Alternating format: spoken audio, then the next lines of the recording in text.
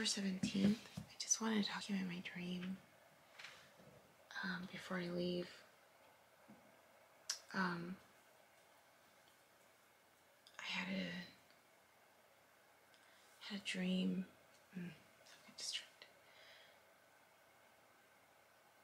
My siblings. I had a dream about my siblings. And in my dream, we were in the city. I don't know which city, but it was a city. But there was this theme. Like it felt like the scene was being repeated. It was being repeated because it felt like I was going through the same path multiple times. And it was an interesting path because it was just like I had to hop over a fence, go through this group of people, and then make it into another building. But this building was like a little indoor mall almost. But it was also where people lived. And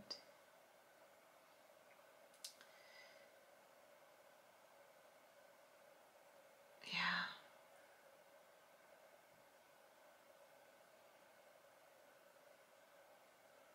And I would always start off in the street. I would start off in the street, and I had to make my way over the fence through this group of people, and they were men. And then make it through them, and then like travel until I get there. And then in some of those instances, I would have access to a car, like, you know, like a video game where you kind of die and then have to do it again, and then you kind of die and then you kind of have to do it again. That was the feeling that I got from it, and each time there was something always slightly different.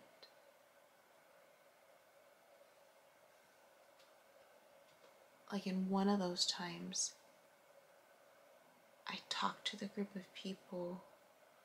They approached me, and it almost felt like they were very religious, and they were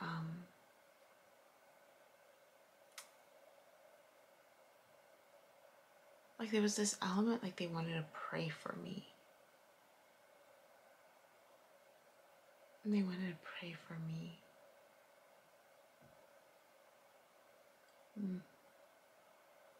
But I was trying to get through them, like to leave me alone, because I was outnumbered,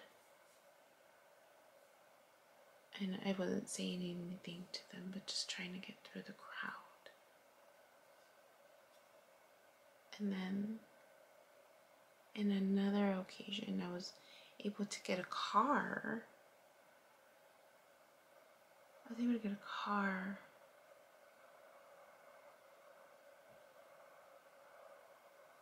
But there was this element like someone had used it before me, because the front seat was like so like pushed back. So there was this element of not trusting this car, almost like there was this element of like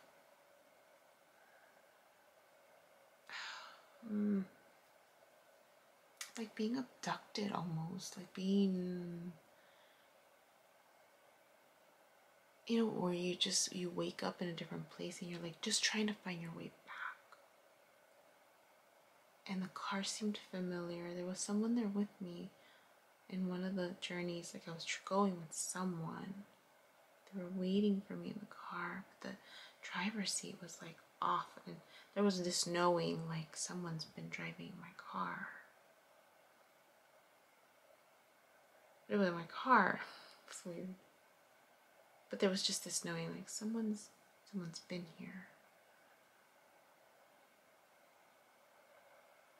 And then I get in the car and I'm trying to readjust it to get out, because there's like this essence of people following me, or like following me. Like I was being followed. But there was this sense of like,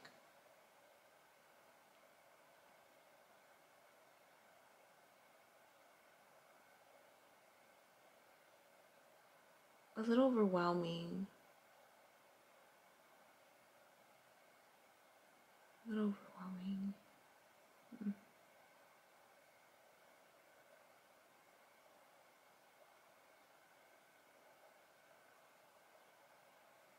And then I'm driving. And then I make it to this little mall shop thing again. And it almost feels like the people in there very uppity, very, what is it called? Cuando se cree mucho. Conceited, maybe? No. Like, they just seemed like they were very,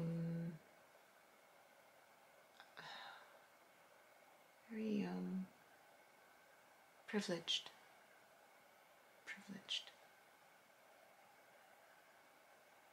But I was working with them, or about to work with them. It's weird. And then somehow, in this particular one, we were trying to work out paperwork, like legal stuff, for this little shop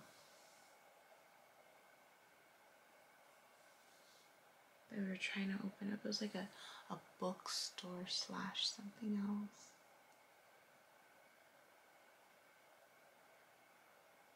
And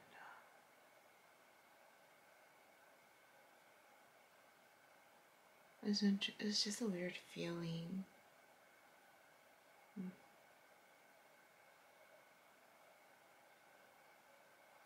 And then in one of them, it's one of those times, right, that I'm trying to get through.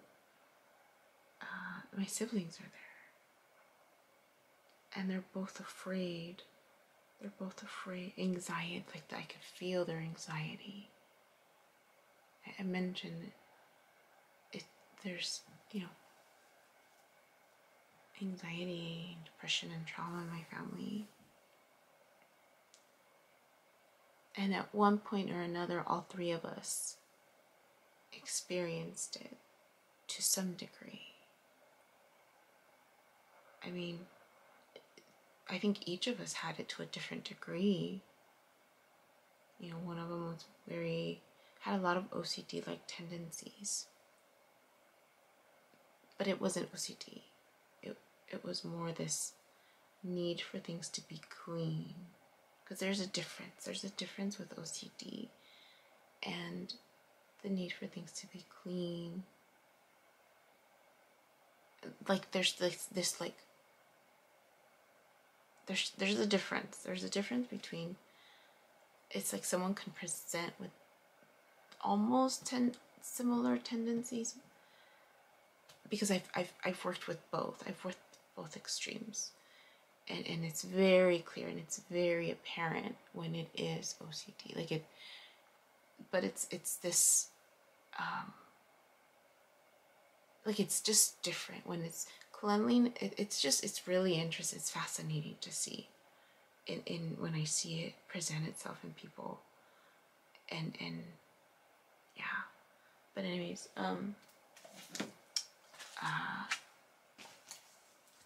so, sorry, I was trying to print something. So it's very similar. Like one of my siblings struggled with a lot of cleanliness, but it was just like everything had to be a certain way. It wasn't this. There was this check and recheck, but it wasn't to the same degree like I worked with clients. This was un aire, but like to an extreme aire, of cleanliness, of only certain people could do certain, like it was very almost like over the threshold of it. And then on the other extreme, there's also this element of control. In all of it, it's an element of control, because anxiety is about the future, the unknown. And when you don't know, you try to control your environment a little bit more out of the fear of unknown, right? This chaos, emotional chaos, if you will. So it's very prevalent in my family, and all three of us have experienced it to some degree or another. And all three of us are working on it. I mean, I don't feel anxious like I used to. I'll have a whiff of it here and there. I noticed yesterday I noticed it. There was it was like a whiff of it coming back. And I was just like, oh, that's weird. Like, wait. And I would catch myself having these thoughts. And I'm just like, why am I thinking that? Like, I mean, I would have these thoughts where I'm just like, that's so weird. Why would I think that? Because it's been a while. It's been a while that I don't think that way. But I caught myself actually quite a few times yesterday. I noticed it. I picked up on it. And I remember thinking to myself, like, nothing's going to happen to me. Why am I picking up on that? That's so interesting that came out. And I'm going home today. I'm going to see my brother and see family. So I wonder if it has to do with that too, maybe.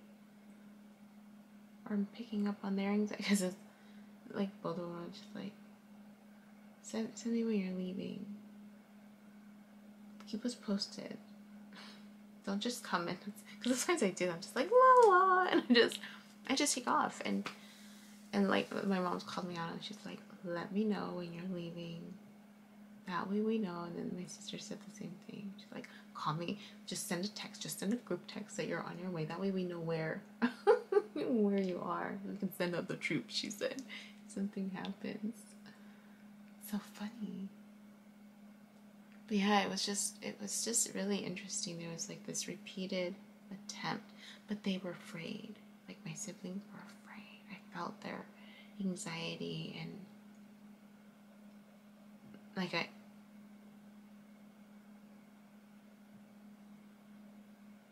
I think my brother reached out to my dad and whatnot too. But there was this anxiety within him about that.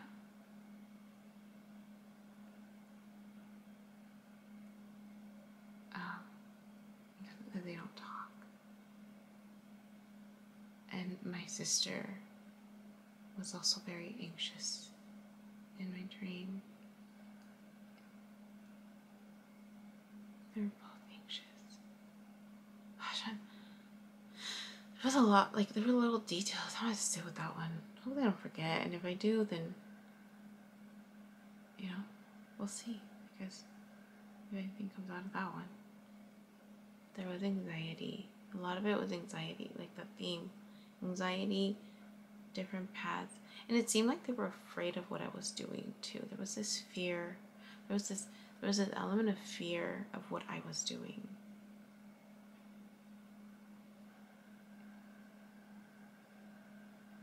And I had powers in my dream. I remember having powers in my dream. And that's what people feared.